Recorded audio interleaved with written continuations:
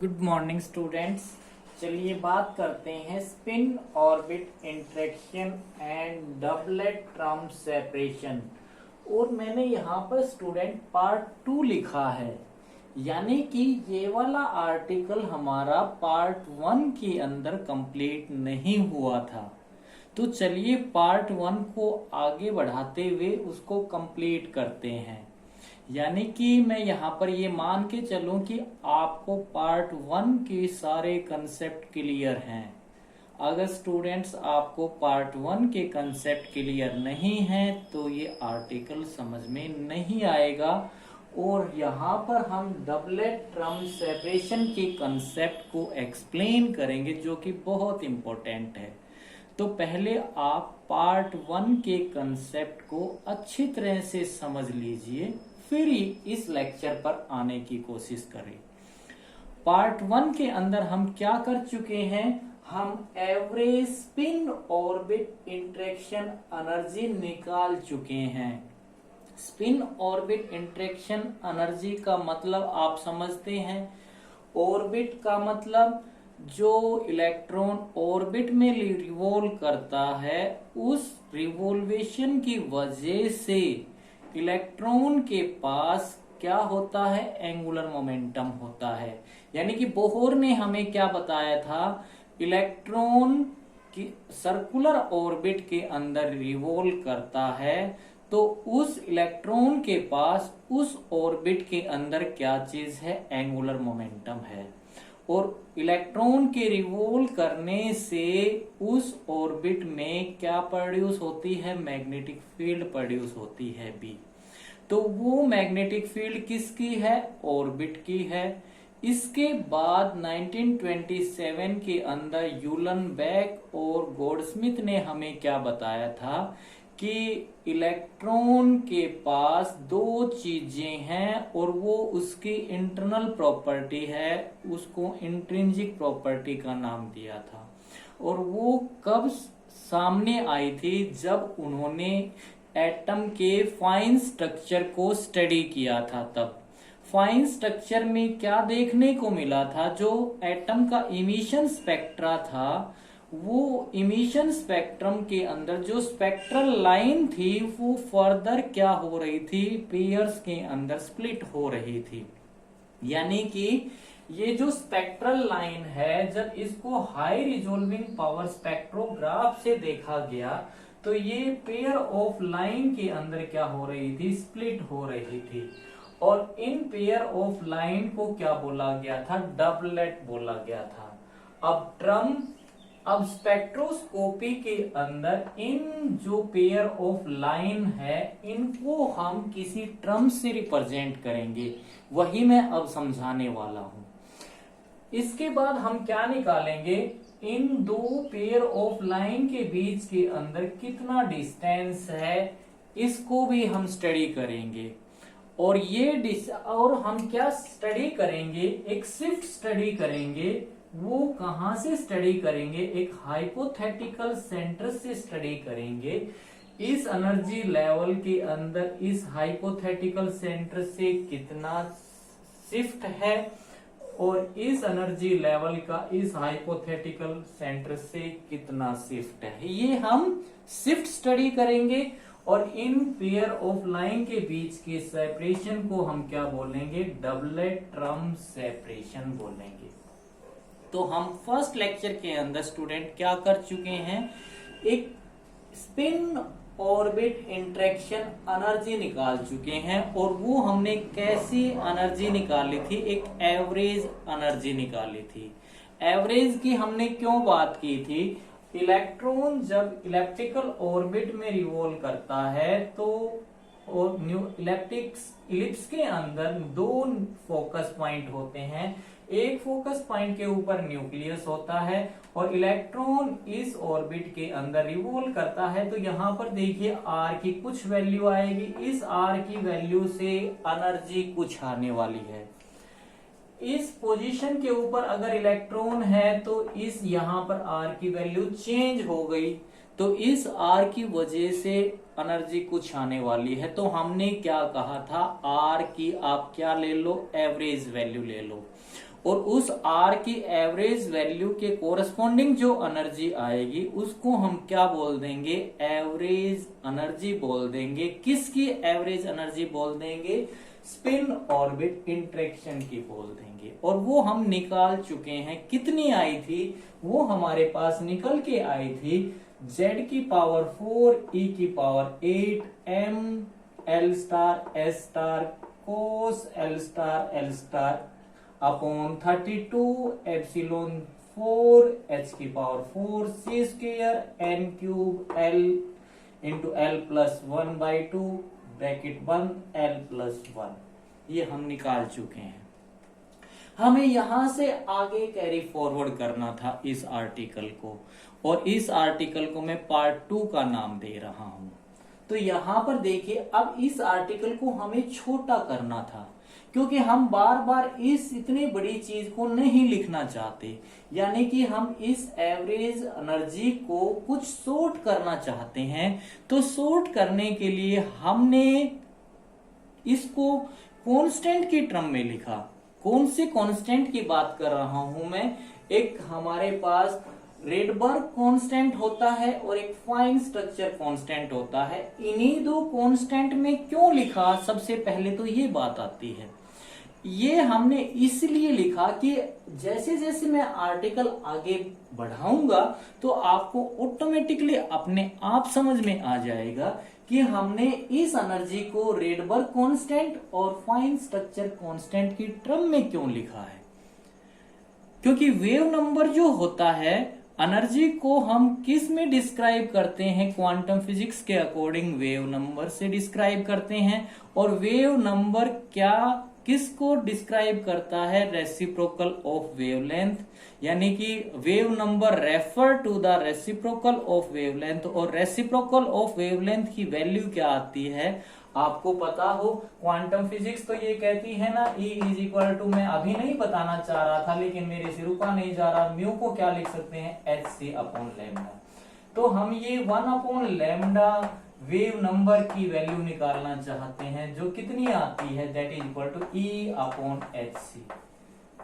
ये इसका मतलब हम, और ये जो वेव नंबर है ये हमने लिखा था हाइड्रोजन एटम के केस में रेडबर्ग कांस्टेंट की टर्म में। अभी मैं जैसे जैसे हमारा आर्टिकल आगे बढ़ेगा आपको अपने आप समझ में आना स्टार्ट हो जाएगा। तो हमने रेडबर्ग कांस्टेंट की वैल्यू जानते हैं, और ये कांस्टेंट होती है, इसमें ये सारे के सारे क्या है, कांस्टेंट है।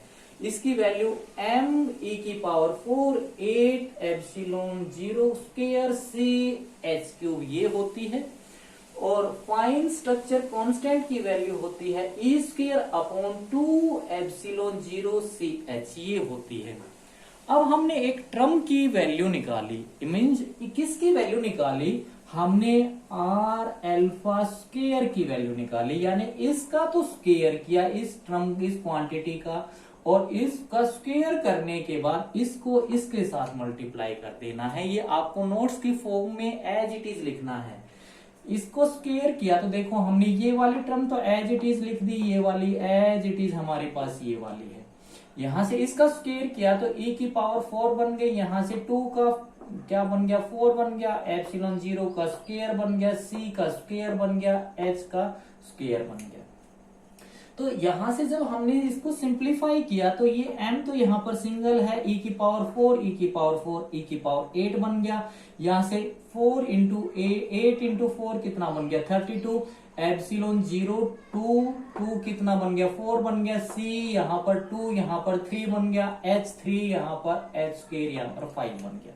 तो यहां तक आपको कंसेप्ट क्लियर होने चाहिए। अब स्टूडेंट इसको इस इक्वेशन को मैं सपोज करो इस इक्वेशन को कोई नाम दे दूं, सपोज करो इसको मैंने ए नाम दे दिया।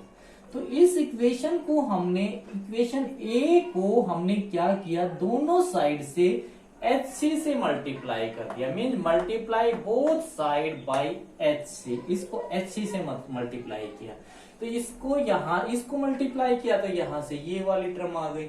जब इसको HC से मल्टीप्लाई किया तो ये मल्टीप्लाई कर दिया और ये वाली वैल्यू पूरी की पूरी मैंने यहां पर लिखी। जब इसको एच से मल्टीप्लाई किया तो देखो एक एच यहां से कैंसिल हो जाएगा और एक सी यहां से कैंसिल हो जाएगी, तो हमारे पास वैल्यू क्या बच जाएगी, एम एम, ये तो दोनों कट जाएंगे इसके साथ, e की पावर 8, 32 आ गया, ये 4 आ गया, ये 3 था तो एक के साथ सी कट गया, स्क्वायर आ गया, ये 5 था एक कट गया तो 4 आ गया। अब हमने इस टर्म को स्टूडेंट्स क्या किया, कंपेयर किया, किसके साथ कंपेयर किया, जो हमने average spin orbit interaction energy निकाली थी उसमें देखा। देखिए यहां पर m e की पावर 8 है, यहां पर ऊपर तो ये रहा, और इसके बाद 32 ये रहा, ये एप्सिलॉन 04 ये रहा, सी स्क्वायर ये रहा, एच क्यूब ये रहा, यानी कि इतने टर्म को मैं क्या लिख सकता हूं, ये वाला टर्म लिख सकता हूं। तो इसका मतलब हमारी जो average spin orbit interaction energy थी उसकी कुछ फॉर्म चेंज हो जाएगी, और वो क्या आ जाएगी, इसकी जगह में ये वाली टर्म लिख दूंगा यहां पर। तो देखो z की पावर 4 तो एज इट इज आ गई, यहां पर ये r आ गया, अल्फा स्क्वायर आ गया, h से आ गया, और ये वाली टर्म एज इट इज आ गई, एज इट इज आ गई, और नीचे यहां से ये खत्म हो गया तो ये वाली चीज बच गई ओनली, तो यहां पर n cube l into this, ये वाली एज इट इज टर्म आ गई। अब यहां से आगे आप क्या देख रहे हैं, इस एवरेज एनर्जी के अंदर ये L और S क्या चीज है, ये एंगुलर मोमेंटम है और स्पिन एंगुलर मोमेंटम है, और ये कोस का मतलब इन दोनों के बीच का एंगल है। तो हमें दिमाग में क्या स्ट्राइक किया, हमने vector model of an atom की तरफ देखा। Vector model of an atom के अंदर हमने क्या स्टडी किया था, अगर आपको याद हो, कि किसी ऑर्बिट का ये एंगुलर मोमेंटम है, और ये तो इलेक्ट्रॉन क्या कर रहा है, उस ऑर्बिट में जब रिवॉल्व कर रहा है तो उस रिवॉल्व करने की वजह से इलेक्ट्रॉन के पास क्या बनता है, अगर बोहर ने हमें क्या बताया था, अगर आपको याद हो तो, इलेक्ट्रॉन सर्कुलर ऑर्बिट में रिवॉल्व करता है, किसी डिस्टेंस के ऊपर रिवॉल्व करता है। अगर इलेक्ट्रॉन इस ऑर्बिट के अंदर रिवॉल्व कर रहा है तो इस इलेक्ट्रॉन के पास क्या चीज है, इस इलेक्ट्रॉन के पास एंगुलर मोमेंटम है, और उस एंगुलर मोमेंटम की वैल्यू कितनी होनी चाहिए, उसकी वैल्यू होनी चाहिए ln(h)/2 पाई, ये होनी चाहिए। अगर ये है, इसका मतलब इलेक्ट्रॉन अगर फर्स्ट ऑर्बिट के अंदर है तो यहां पर n की वैल्यू कितनी बन जाएगी, 1, यानी कि इलेक्ट्रॉन उसी अलाउड ऑर्बिट के अंदर रिवॉल्व कर सकता है जब इलेक्ट्रॉन इस कंडीशंस को ओबे करेगा तब। तो इस इलेक्ट्रॉन की रिवॉल्व ऑर्बिट के अंदर रिवॉल्व करने की वजह से इसके पास क्या चीज है, एंगुलर मोमेंटम, मैंने ये शो कर दिया है। एंगुलर मोमेंटम क्या चीज होती है, वेक्टर क्वांटिटी होती है, तो इसकी डायरेक्शन दिखा दी, और डायरेक्शन कौन सी होती है आपको पता है, और एंगुलर मोमेंटम क्या होता है, इस इलेक्ट्रॉन की रिवॉल्वेशन के जिस भी पाथ के अंदर ये रिवॉल्व कर रहा है उसके क्या होता है, परपेंडिकुलर होता है। तो यानी कि ये एंगुलर मोमेंटम बना इलेक्ट्रॉन के इस ऑर्बिट के अंदर रिवॉल्व करने की वजह से, और दूसरा एंगुलर मोमेंटम किसकी वजह से आता है, जो यूलनबेक ने कहा था, इसके साथ साथ इलेक्ट्रॉन अपने पाथ पे क्या कर रहा है, स्पिन कर रहा है, उस स्पिनिंग की वजह से इलेक्ट्रॉन के पास क्या बना था, स्पिन एंगुलर मोमेंटम, और वो मैंने शो कर दिया है ये वाला।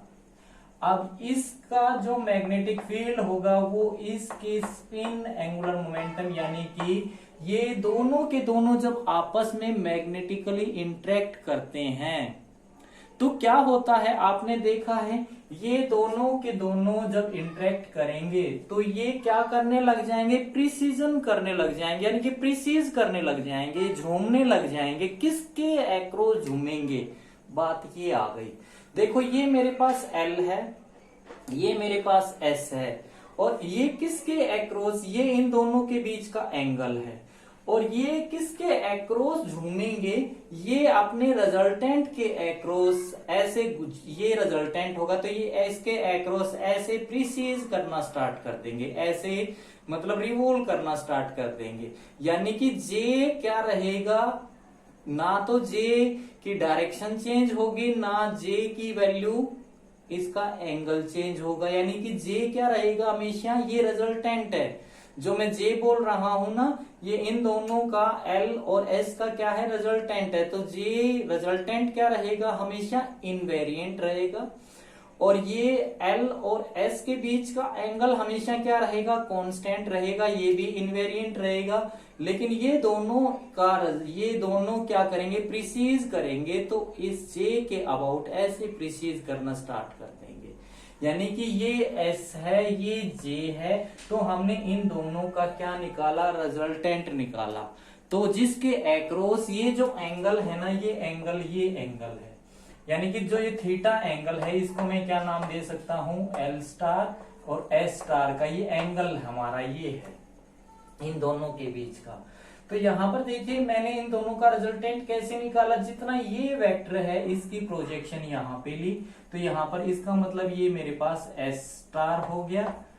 जितना ये वेक्टर है इसकी प्रोजेक्शन यहां पर ली, और मैंने ये क्या कर दिया, एक पैरेललोग्राम बना दिया।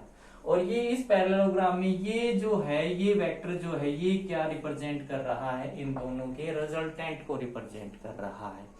तो हमने पैरेललोग्राम के अंदर रिजल्टेंट जो निकाला था, पैरेललोग्राम के अंदर रिजल्टेंट क्या आता है आपको पता होगा, आर स्क्वायर। अगर दो साइड ए, दो वेक्टर ए, एक वेक्टर ए है दूसरा बी है, तो क्या आया था, A square plus B square plus 2ab cos theta, यही तो आया था।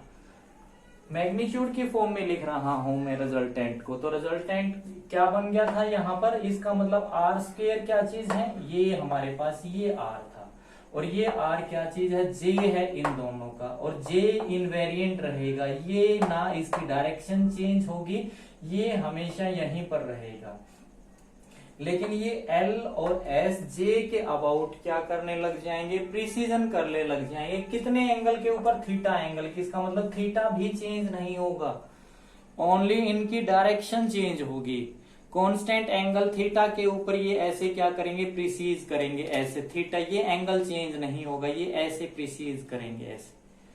तो यहां पर क्या बात आ गई, देखिए हमने जब पैरेललोग्राम लो को लगाया तो रिजल्टेंट निकाला, तो J star square is equal to ये L star square plus S star square plus यहाँ पर 2 L star S star cos L star S star, ये आ गया।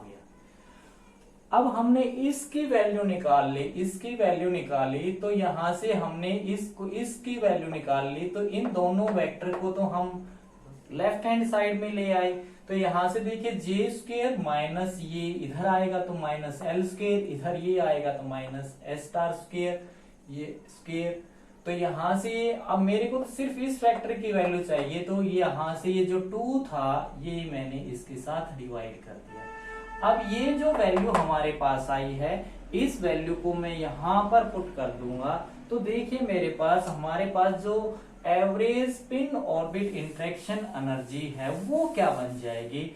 इसके बाद यहां से आगे हम कैरी फॉरवर्ड करेंगे। तो मैं क्या लिखूं यहां पर, एवरेज स्पिन ऑर्बिट इंटरेक्शन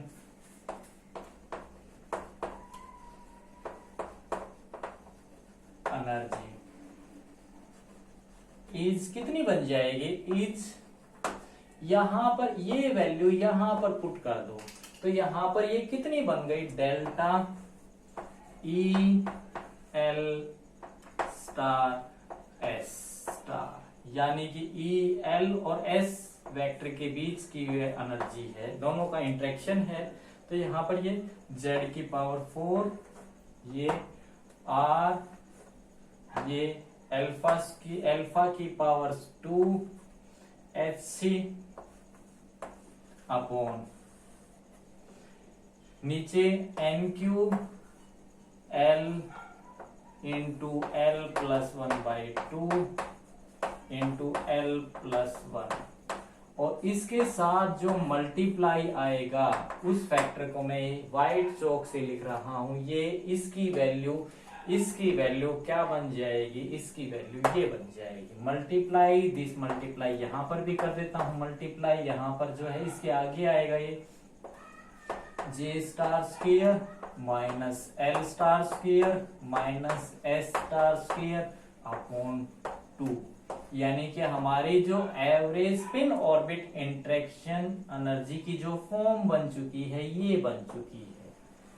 इससे आगे हम नेक्स्ट सेक्शन में कैरी फॉरवर्ड करेंगे। आई होप कि स्टूडेंट अब तक के कंसेप्ट आपको क्लियर है। अब तक हम क्या निकाल चुके हैं, average energy spin orbit interaction की निकाल चुके हैं और वो ये निकल के आई थी। अब यहां से आगे हमें जो स्टडी करना है वो क्या स्टडी करना है, डबलेट ट्रम सेपरेशन को स्टडी करना है। तो ये कंसेप्ट समझने के लिए मैं थोड़ा सा आपको क्वांटम मैकेनिक्स और स्पेक्ट्रोस्कोपी के अंदर डिफरेंस बता रहा हूं।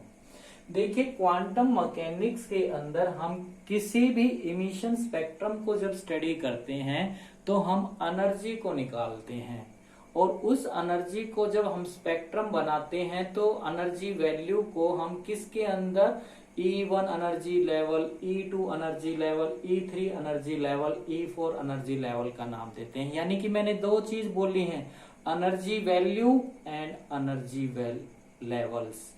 ये हम कहां पर बोलते हैं, क्वांटम मैकेनिक्स के अंदर। अब स्पेक्ट्रोस्कोपी के अंदर हम एनर्जी वैल्यू और एनर्जी लेवल नहीं बोलेंगे, हम क्या बोलेंगे, एनर्जी वैल्यू को तो क्या बोलेंगे, ट्रम वैल्यू बोलेंगे और एनर्जी लेवल्स को क्या बोलेंगे, हम एक ट्रम सिंबल से डिनोट करेंगे। यहां पर मैं ट्रम ले आया ना, तो उन एनर्जी लेवल्स को हम किस से डिनोट करेंगे, एक ट्रम से डिनोट करेंगे और उस ट्रम का क्या होगा, एक सिंबल होगा। आपको डिफरेंशिएट करना बता रहा हूं, मैं बताऊंगा सारी चीजें। यानी कि एनर्जी वैल्यू और ट्रम वैल्यू के अंदर फर्स्ट ऑफ ऑल आपको कोई भी डिफरेंस नहीं लेना है। यानी कि एनर्जी वैल्यू क्वांटम मैकेनिक्स के अकॉर्डिंग है, ट्रम वैल्यू स्पेक्ट्रोस्कोपी के अंदर है। इसका मतलब ट्रम वैल्यू और एनर्जी वैल्यू दोनों क्या है, एग्जैक्टली इक्वल है। ठीक है। अब क्वांटम मैकेनिक्स के अंदर हम एनर्जी को क्या डिफाइन करते हैं, एनर्जी को किसकी फॉर्म में डिफाइन करते हैं, हम वेव नंबर की फॉर्म में डिफाइन करते हैं। आपको पता होगा, अभी मैं बताऊंगा।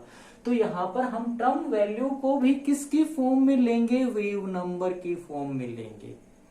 Second difference. और जो थर्ड डिफरेंस है, क्वांटम मैकेनिक्स के अंदर हम जो वेव नंबर को रिप्रेजेंट करते हैं किससे, रेसिप्रोकल ऑफ वेवलेंथ से। इसका मतलब हम यहाँ पर ट्रम वैल्यू को भी किससे रिप्रेजेंट करेंगे, रेसिप्रोकल ऑफ वेवलेंथ से रिप्रेजेंट करेंगे। तो यहाँ पर आपको कंसेप्ट क्लियर लेने हैं। एनर्जी वैल्यू किसके बराबर होगी, ट्रम वैल्यू के। इसका मतलब ये जो एवरेज एनर्जी थी ना, इसको मैं क्या लिखूंगा, सेम की सेम ट्रम वैल्यू। ये मैंने ट्रम वैल्यू लिख दी है, एनर्जी वैल्यू थी, इसको स्पेक्ट्रोस्कोपी के अंदर मैं क्या लिख रहा हूं, term value is given by, ये मैंने एज इट इज लिखा है। अब इस ट्रम वैल्यू को मैं किसकी फॉर्म में डिफाइन करूंगा, वेव नंबर की फॉर्म में डिफाइन करूंगा। और वेव नंबर क्या डिफाइन होता है, वेव नंबर क्या होता है, रेसिप्रोकल ऑफ वेवलेंथ होता है। ठीक है। इसका मतलब देखिए, अगर मेरे को रेसिप्रोकल ऑफ वेवलेंथ निकालना है तो क्वांटम फिजिक्स क्या कहती है, अकॉर्डिंग टू क्वांटम फिजिक्स हम क्या जानते हैं, E is equal to h nu, ये जानते हैं। ठीक है। और न्यू क्या चीज है, फ्रीक्वेंसी है, इसको हम क्या लिख सकते हैं, C अपॉन लैम्डा, ये लिख सकते हैं। और मेरे को क्या चाहिए, 1 अपॉन लैम्डा चाहिए, ये चाहिए। तो यहाँ पर इस HC को मैं किसके नीचे ले आऊंगा, E के नीचे ले आऊंगा, तो E अपॉन HC ले आऊंगा, ये लिख लूंगा मैं। ठीक है। यहां तक ये कंसेप्ट समझ गए हैं। अब मैं इस चीज को क्या लिखना चाह रहा हूं, देखिए, जब मैंने स्पेक्ट्रम को स्टडी किया था, कोई हाइड्रोजन स्पेक्ट्रम को अगर मैं बात बताऊं तो यहाँ पर जब आपने स्टडी किया था तो आपने क्या स्टडी किया था, देखिए यहाँ पर मैंने हाइड्रोजन की ग्राउंड एनर्जी स्टेट को डिफाइन किया था और इसके पास एनर्जी कितनी, इसकी एनर्जी कितनी आई थी, -13.6 इलेक्ट्रॉन वोल्ट आई थी और इसको हमने स्टेट 1 का नाम दिया था। इसके बाद सेकंड की अपॉन n स्क्वायर था नीचे, तो इसकी कितनी आ जाएगी, अपॉन E1 की वैल्यू कितनी आई थी, ये आई थी। तो इसके नीचे n स्क्वायर, मतलब हमारे पास जो एनर्जी आई थी En की वैल्यू आई थी वो क्या आई थी, E1 अपॉन n स्क्वायर ये आई थी, आपको पता होगा। तो यहां से अगर 2n की वैल्यू 1 लेता हूं तो ये आती है, n की वैल्यू 2 लूंगा तो कितनी आएगी, ये वैल्यू ऑलमोस्ट -3.9 इलेक्ट्रॉन वोल्ट आती है, और इसको 2 नाम दे दिया। अगर मैं थर्ड की बात करूं तो इसके नीचे 9 आ जाएगा, तो इसकी वैल्यू कितनी आएगी, -1.5 इलेक्ट्रॉन वोल्ट। और मैं अगर इनफाइनाइट एनर्जी लेवल तक चलूं तो इसकी एनर्जी 0 इलेक्ट्रॉन वोल्ट बनती है ऐसे। इसका मतलब मैं यहां से अगर इस एनर्जी लेवल 1 से, यानी कि ये इनिशियल एनर्जी लेवल है, और मैं फाइनल एनर्जी लेवल में जाना चाहूं, ये final energy level that is equal to EF, ठीक है। अगर मैं इस एनर्जी लेवल से इस एनर्जी लेवल में जाना चाहता हूं तो मेरे को इसको एनर्जी देनी पड़ेगी, यानी कि 0 कब होगी, जब इसको +13.6 दे दूं। इसका मतलब इसको एनर्जी देनी पड़ेगी, इसका मतलब क्या होगा, initial plus h new energy देनी पड़ेगी, और ये कितनी दूं कि फाइनल के बराबर हो जाए, EF के बराबर हो जाए, यही तो कंडीशन है।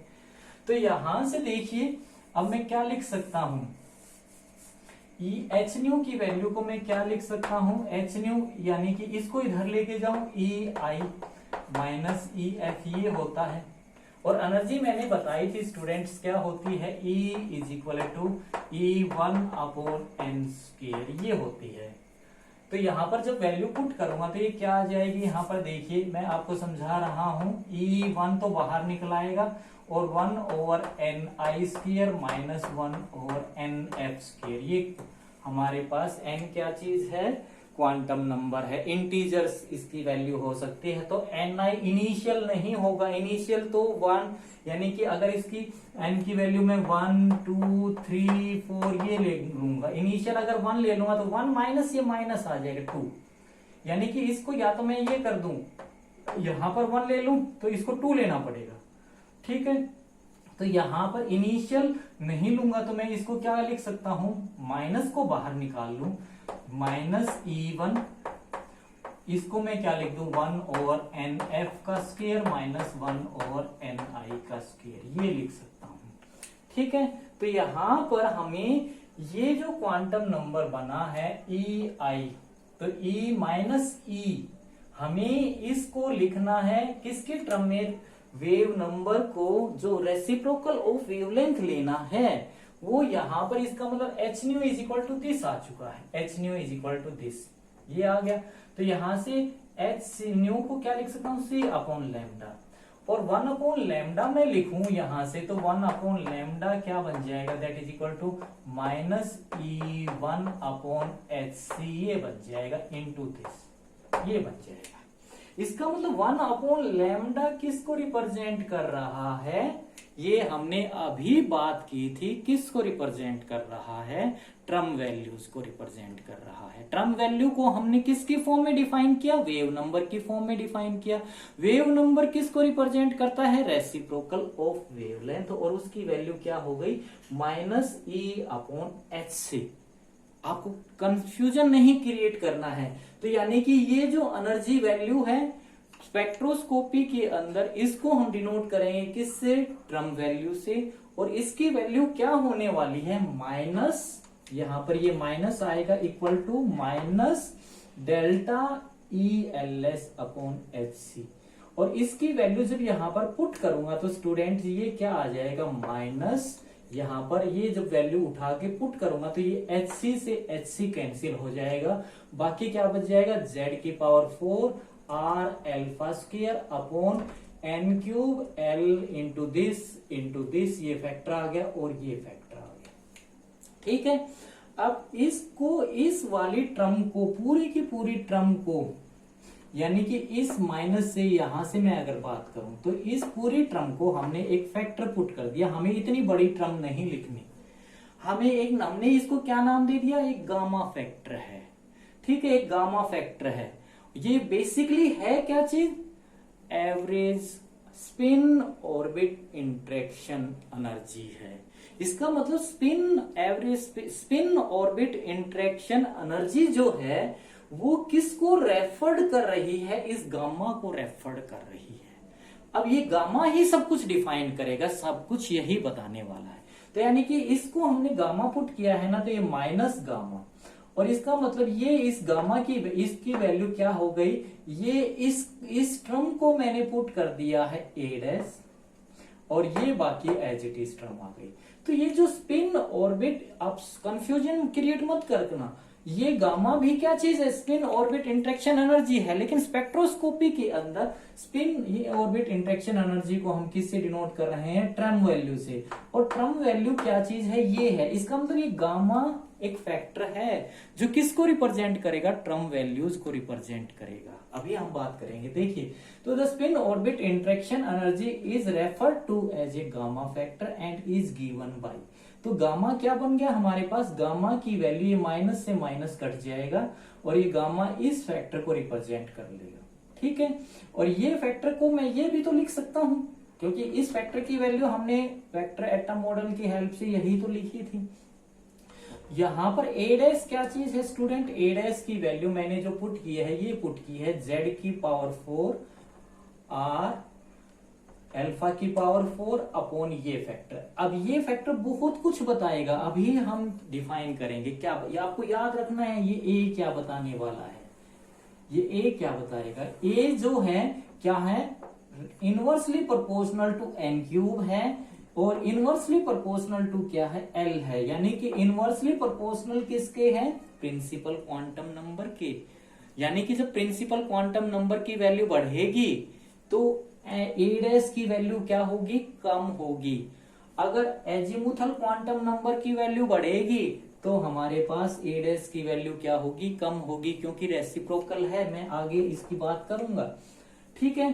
तो हमने अब क्या लिखा, देखिए, स्पिन ऑर्बिट इंटरेक्शन एनर्जी और गामा मेजर द शिफ्ट। ये किस चीज को मेजर करेगा, शिफ्ट को मेजर करेगा। देखिए मैं आपको बता दूं, जब ये हम फाइन स्ट्रक्चर को स्टडी करते हैं ना, देखिए किसी भी एटम के जब इमिशन स्पेक्ट्रम को स्टडी किया गया स्पेक्ट्रोग्राफ से, तो ये जो एनर्जी लेवल था ना, ये क्या हो गया, स्प्लिट हो गया, ये स्प्लिट हो गया डबलेट्स के अंदर। तो हमने इसको क्या मान लिया, ये एक हाइपोथेटिकल सेंटर मान लिया, ये हाइपोथेटिकल सेंटर मान लिया, और ये एनर्जी लेवल शिफ्ट हो गया पेयर ऑफ एनर्जी लेवल्स के अंदर। तो ये कितना शिफ्ट हो गया, ये कितना शिफ्ट हो गया इस हाइपोथेटिकल सेंटर से, हमें ये निकालना है। तो देखिए अब कैसे निकालेंगे, इसका मतलब जो ये स्पिन ऑर्बिट इंटरेक्शन एनर्जी है ना, ये मेजर करेगी shift of each fine structural level from the hypothetical centre of gravity. यानी कि मैं क्या बता रहा हूं, देखिए, इमिशन जब एटम हायर एनर्जी स्टेट से लोअर एनर्जी स्टेट में आएगा तो वो क्या इमिट करेगा, स्पेक्ट्रल एनर्जी को इमिट करेगा, स्पेक्ट्रल लाइंस को इमिट करेगा। जब इस स्पेक्ट्रल लाइन को किससे देखा गया, हाई रिजॉल्विंग पावर स्पेक्ट्रोग्राफ से देखा गया, तो ये स्पेक्ट्रल लाइन क्या हो रही थी, पेयर ऑफ लाइन के अंदर स्प्लिट हो रही थी। इस पेयर ऑफ लाइन को क्या बोला गया, डबलेट्स बोला गया, और इसको हमने क्या मान लिया, एक हाइपोथेटिकल सेंटर मान लिया, ठीक है। इस हाइपोथेटिकल सेंटर से ये जो एनर्जी लेवल है वो कितने डिस्टेंस के ऊपर सेपरेट हुआ है, और ये वाला एनर्जी लेवल के बीच में कितना डिस्टेंस है हाइपोथेटिकल सेंटर से। तो हम इन चीजों को अब मेजर करने वाले हैं। तो देखिए, तो हमें इसके लिए क्या निकालनी पड़ेगी, तो ये ट्रम वैल्यू क्या चीज है, एनर्जी वैल्यू ही तो है, एनर्जी वैल्यू ही तो है। लेकिन स्पेक्ट्रोस्कोपी क्या कह रही है, आप ट्रम वैल्यू से डिस्क्राइब करो एनर्जी वैल्यू को। तो हमें ट्रम वैल्यूज निकालनी पड़ेगी। एस ऑर्बिट को, क्या एस ऑर्बिट भी डबलेट में टूटा है, क्या पी ऑर्बिट भी डबलेट में टूटा है, या डी ऑर्बिट भी डबलेट में टूटा है। अगर टूटा है तो उनकी ट्रम वैल्यूज को निकालो, उनकी एनर्जी वैल्यूज निकालो, बेसिकली ये कहना है। तो हमने इनकी ट्रम वैल्यूज निकाली फॉर एस ऑर्बिट के लिए। देखिए एस ऑर्बिट के लिए स्टूडेंट्स क्या होता है, मैं आपको बता दूं, जो ये ट्रम वैल्यू डिनोट करती है ना, एस पी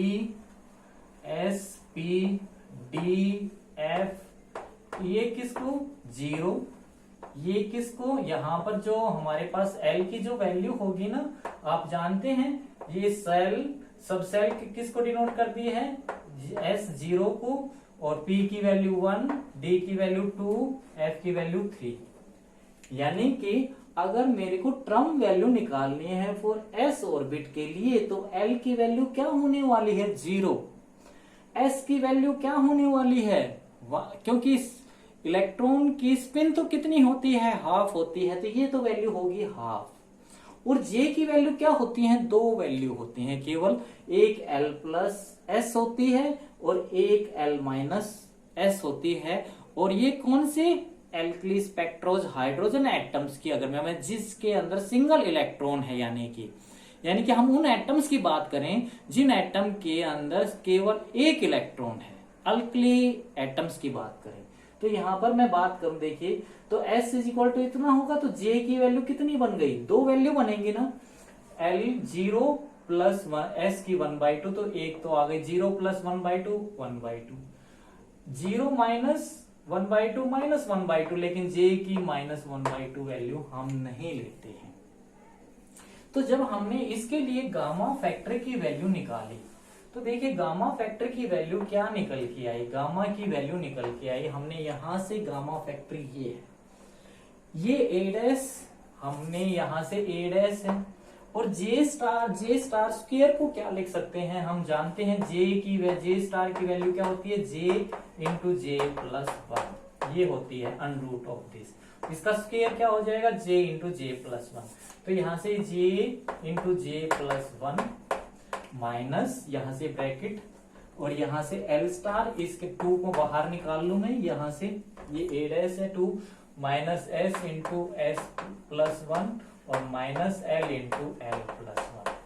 देखिए अब यहां पे हमने जब इन वैल्यूज को पुट किया, तो देखिए L की वैल्यू, J की पहला केस ले रहा हूं मैं, ये तो लेंगे ही नहीं S के लिए, तो L की ये जब लूंगा J की वैल्यू 1/2 और यहां पर 1/2 प्लस 1 3/2, तो ये कितना बन गया 3/4। अब माइनस S की वैल्यू 1/2 इंटू 1/2 3/2 3/4, और L की वैल्यू तो क्या है 0 है, तो इंटू A'/2, तो यहां से ये तो कट गया, 0 आ गया, 0 मल्टीप्लाई दिस 0 कर देगा, इसका मतलब हमारे पास गामा फैक्टर की वैल्यू क्या आएगी, 0 आएगी। यानी कि ये गामा फैक्टर किसको रिप्रेजेंट कर रहा है, ट्रम वैल्यू को रिप्रेजेंट कर रहा है, ट्रम वैल्यू किसको रिप्रेजेंट कर रहा है, एनर्जी वैल्यू को रिप्रेजेंट कर रहा है। इसका मतलब जो ये S ऑर्बिट है ना, ये पेयर ऑफ एनर्जी पेयर में नहीं टूटेगा, स्प्लिट नहीं होगा, इसका मतलब जितने भी S ऑर्बिट होंगे वो क्या होंगे, सारे के सारे सिंगलेट होंगे। यानी कि गामा फैक्टर की वैल्यू अगर 0 आ गई है तो all S state are singlet, इसका मतलब सारी की सारी जितनी भी S स्टेट है, 1S है 2S है, ये क्या रहेंगी, ऐसे सिंगलेट रहेंगी, ये डबलेट्स में नहीं टूटने वाली। अभी मैं आपको इसका डायग्राम बनाऊंगा, समझाऊंगा वहां पर। तो हमने ट्रम वैल्यू निकाली फॉर P ऑर्बिट के लिए, P ऑर्बिट के लिए जब निकाली तो P के लिए मैंने अभी बताई थी वैल्यू, L कितना हो जाएगा 1, S कितना रहेगा 1/2, तो J की 2 वैल्यू बनेगी। अब 1 ले रहा हूं, 1 प्लस 1/2 3/2, और अगर माइनस यहां पे करूंगा तो 1 माइनस 1/2 1/2, इसका मतलब हमने इसके लिए दोनों के लिए अलग अलग वैल्यू निकाली। तो अलग अलग वैल्यू निकाली गामा फैक्टर की। तो देखिए यहां पर अगर मैं पहला केस ले रहा हूं, कितना, J की वैल्यू लू 3/2, फॉर 3/2 के लिए 3/2 के लिए लू, तो 3/2 इंटू 3/2 प्लस 1 5/2, तो ये 15/4 हो गया। अब L की वैल्यू कितनी ले रहा हूं 1 इंटू 1 प्लस 1 2 हो गया, ये 2 हो गया, माइनस S की वैल्यू 1/2 इंटू 1/2 प्लस 1 3/2 3/2 इंटू 1/2 3/4। इनको जो हमने सिंप्लीफाई किया तो स्टूडेंट ये कितना आ गया, देखिए 15 माइनस 8 कितना बचा 7 7 माइनस 3 4, और 4/4 1, यानी कि 1, और ये कितना बच गया A'/2। तो यानी कि इसको आप सिंप्लीफाई करोगे ना, देखिए कैसे सिंप्लीफाई करोगे, 15/4 -2, एलसीएम लोगे तो 4 एलसीएम ले लिया तो -8 -3, तो ये कितना हो गया -11, और -11 4 बच गया, 4/4 1 आ गया, तो इसको मल्टीप्लाई किससे, ये कितने a'/2, ये a'/2, तो a'/2 बच गया। इसका मतलब गामा फैक्टर की वैल्यू कितनी आ गई, a'/2 फॉर j = 3/2 अगर है तो। ठीक है, इसको समझने की कोशिश करना, अभी बात करूंगा मैं। अगर हमारे पास j की वैल्यू क्या है, 1/2 है, तो 1/2 है तो यहां पर कितनी वैल्यू आएगी, देखिए यहां पर पुट करेंगे तो 1/2 इंटू 3/2 कितना हो गया, 3/4 -2 और इसकी वैल्यू 1/2 इंटू 3/4 -3/4, और बाहर क्या है a'/2, ये तो कट गया, ये है, और ये -2 बचा, इसको -2 से ये 2 कट गया, -a' आ गया, इसका मतलब -a' ही आ गया। ठीक है, इसका मतलब -a' कब आएगी, जब j की वैल्यू हमारे पास क्या है, 1/2 है। आप इनको समझने की कोशिश करना, अभी मैं डायग्राम बनाऊंगा हाइपोथेटिकल सेंटर से। अगर मैं d की वैल्यू ले रहा हूं तो स्टूडेंट देखिए, d की वैल्यू के लिए s कितना हो गया, फॉर d ऑर्बिट्स के लिए l की वैल्यू कितनी हो गई 2, s की वैल्यू कितनी हो गई 1/2, और j की वैल्यू कितनी हो जाएगी, अगर देखिए एक तो वैल्यू होगी l plus s 1/2 plus 2 plus 1/2 5/2 और 2 - 1/2 3/2। तो अब हमने इसके लिए वैल्यू निकाली, तो गामा फैक्टर की वैल्यू क्या आ गई, देखिए गामा फैक्टर की वैल्यू क्या आ गई, अगर मैं यहां पर पुट करूं तो यहां पर पुट करके देखो, अब यहां पर मैं पुट करूं तो ये देखिए कितनी आएगी, अगर l की वैल्यू j की वैल्यू कितनी लू 5/2 प्लस 2 5/2 और 5/2 प्लस 1 7/2, यानी कि कितना हो गया 35/4 माइनस l की वैल्यू कितनी ले रहा हूं इस केस में, l की वैल्यू 2 इंटू 3 6 और माइनस ये कितना हो गया 1/2 3/4, तो ये कितना हो गया देखिए 35 माइनस 24 माइनस 3/4 कितना हो गया 27, क्या तो -8/4, तो ये क्या आ गया 2, तो 2/a'/2 है, a'/2 ये बाहर वाला, तो इससे कट गया, तो ये कितना आ गया a' आ गया, फॉर j = 5/2। ठीक है, अब मैं अगर सिमिलरली 3/2 लेता हूं तो कितनी वैल्यू निकल के आएगी, देखिए यहां पर पुट कर देते हैं, और इसकी वैल्यू सिमिलरली आप पुट करके निकाल सकते हैं, -3a/2 ये आएगी। ठीक है, अगर मेरे को द ट्रम वैल्यू निकालनी है, द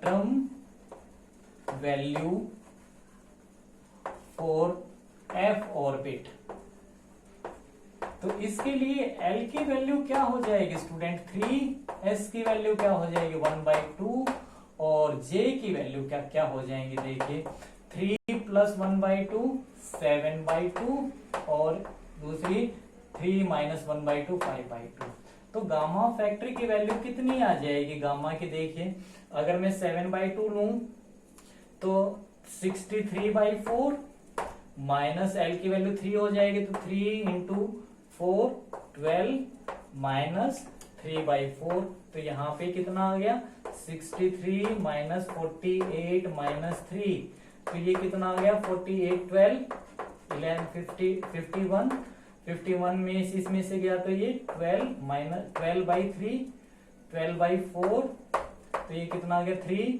तो ये कितना आ गया हमारे पास 3a'/2 ये आ गया, ये 4 j = कितना है 4 j = 7/2 और j गामा फैक्टर निकालो 4 5/2 के लिए, 5/2 के लिए तो अभी निकाला था ना, वो a' आएगा, तो ये a' आ जाएगा हमारे पास 4 j = 5/2, तो हमने गामा फैक्टर्स निकाल दिए हैं। अब हम इसको देखिए डायग्रामेटिकली हेल्प से डिनोट करने वाले हैं।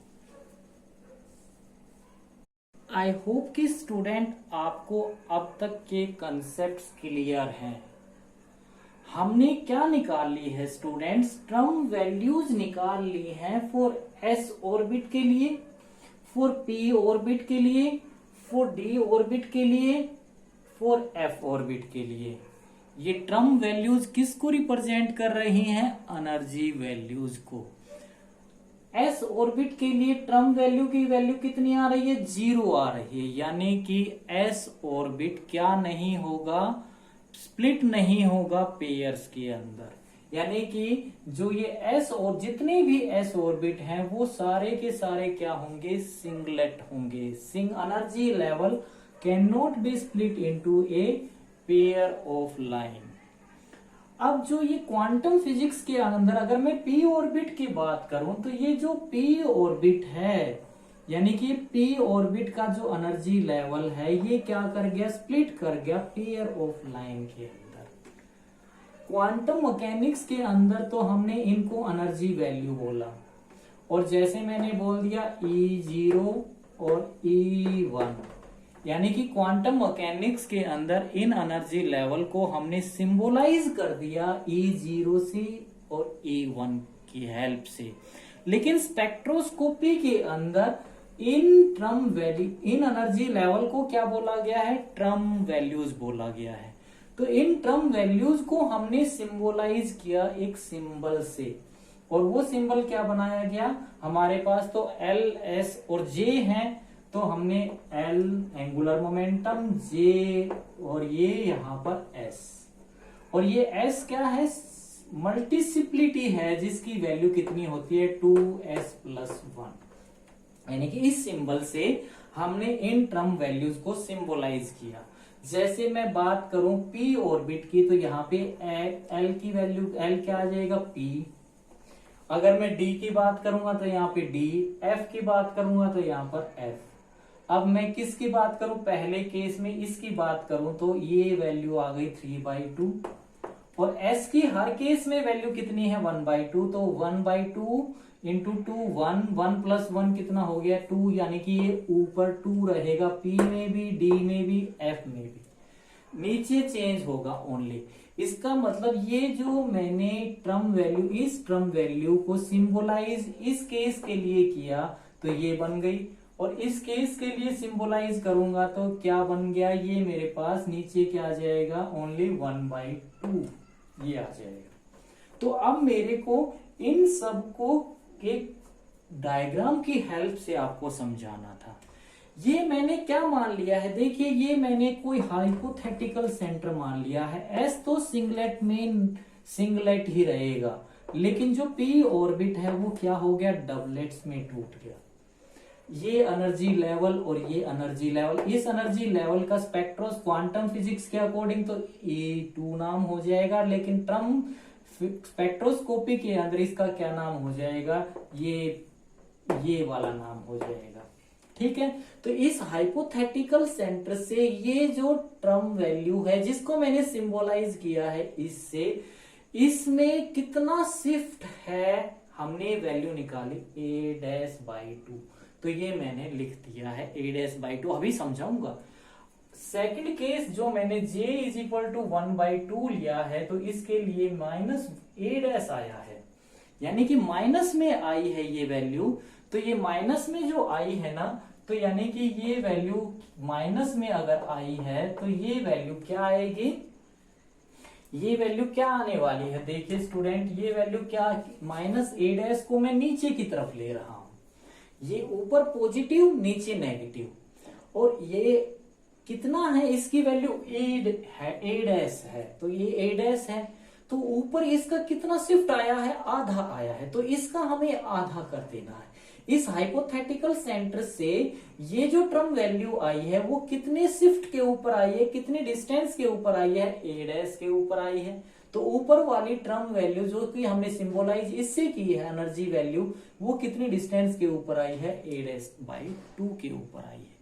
अब मैंने बात की ऐसे ही डी ऑर्बिट के लिए, तो डी ऑर्बिट के लिए जब बात की तो हमने जो ये देखो, ये तो मैंने कुछ ज्यादा दिखा रखा है, अब ये मैंने कुछ कम दिखा दिया, लेकिन देखिए इस केस में अगर मैं डी ऑर्बिट को सिंबलाइज कर रहा हूं तो ऊपर तो मल्टीप्लिसिटी 2 ही आएगी, नीचे मैंने कौन सा केस लिया 5/2। तो इस एनर्जी लेवल को, इस टर्म वैल्यू को हमने किससे सिंबलाइज कर दिया, इससे। इस टर्म वैल्यू को इससे सिंबलाइज कर दिया।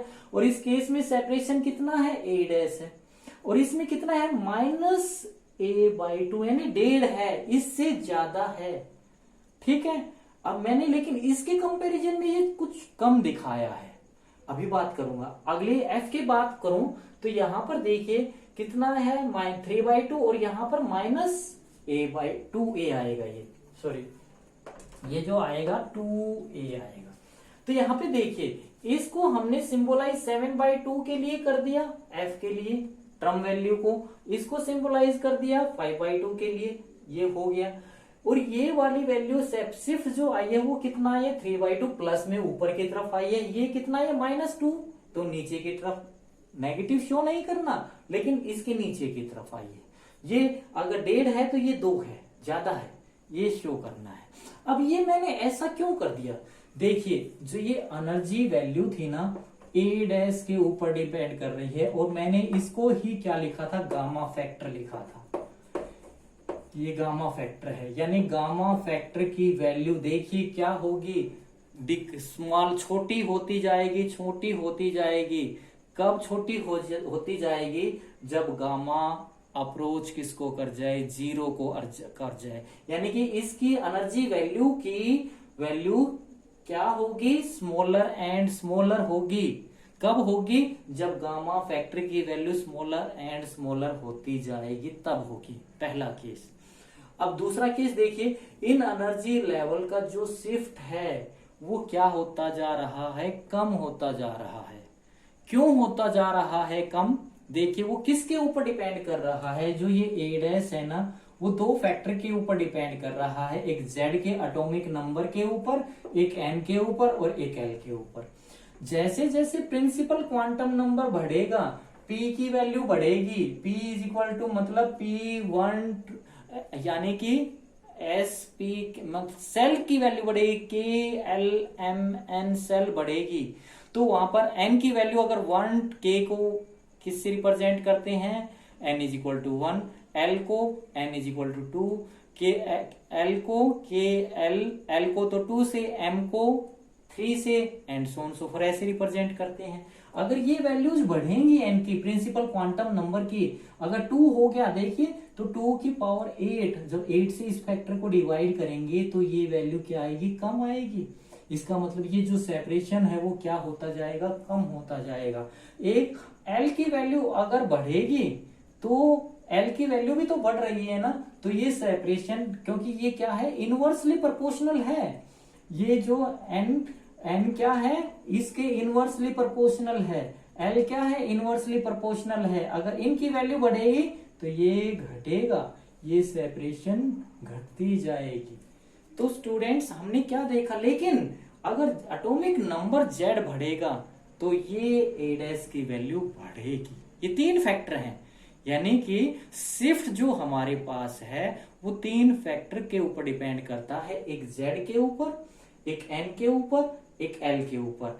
n की वैल्यू बढ़ेगी, शिफ्ट डिक्रीज करेगी, l की वैल्यू बढ़ेगी, शिफ्ट डिक्रीज करेगी। अगर z की वैल्यू बढ़ेगी तो शिफ्ट इंक्रीज करेगी। तो स्टूडेंट ये spin orbit interaction and double term separation article था, और ये आर्टिकल स्टूडेंट बहुत इंपॉर्टेंट है। अगर आपको मेरा ये लेक्चर समझ में आया हो स्टूडेंट, तो मेरे चैनल को सब्सक्राइब जरूर करें, शेयर जरूर करें, लाइक जरूर करें। Thank you.